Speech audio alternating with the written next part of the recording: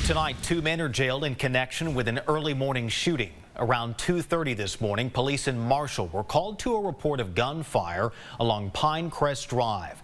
The victim was found with gunshots to both legs and taken to the hospital. That victim is in the hospital tonight in serious condition. Law enforcement executed several search warrants and quickly identified the suspects. 20-year-old Braylon George and 19-year-old Jabraylon Brazel were arrested for felony assault from a moving vehicle. Marshall police tell us they have identified the third suspect, who is still on the run.